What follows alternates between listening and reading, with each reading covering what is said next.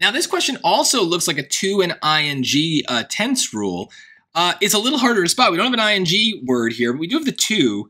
We could think about singulars and plurals if we think about choices A and C here. We definitely have verbs, but choice B is not really a verb that could be singular or plural. It's kind of both.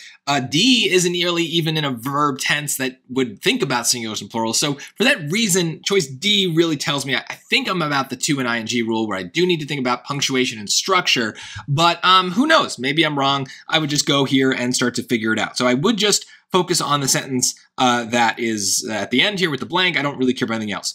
Parker's crucial finding was the first blank humans in North America as far back as 10,000 years ago. So Parker's crucial finding was the first to place humans in North America as far back as 10,000 years ago. That seems right. What about the other choices? Parker's crucial findings was the first places humans in North America as far back as 10,000 years ago. I guess some people might pick that if they just kind of stopped reading, but hopefully that sounds bad.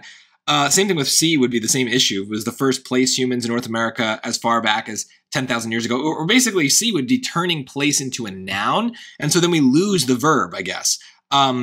So B maybe is tempting. Parker's crucial finding was the first placed that, was the first placed humans in North America as far back as 10,000 years ago.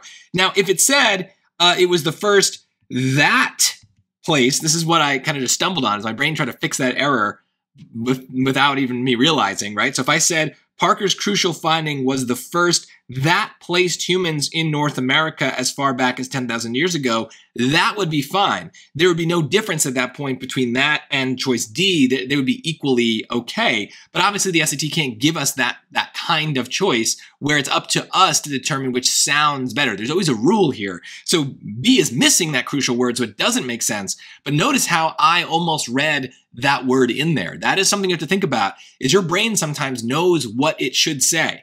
And without even realizing it, you might read the right thing even when the words are not there. So you got to just watch that. Try to catch yourself if you ever do that. The reason it has to be D from a more kind of grammatical standpoint is that is the second verb in a row here. Parker's crucial finding was the first to place humans in North America, right? So was is the main verb in the sentence. That's the one that gets that singular quality because we're talking about the finding. But when we have a second verb, even if there's a couple little words in between, that's usually going to be in the to form. But I do think that that's something you can usually just hear by reading the sentence with that word in there once you've identified that that's the rule that matters.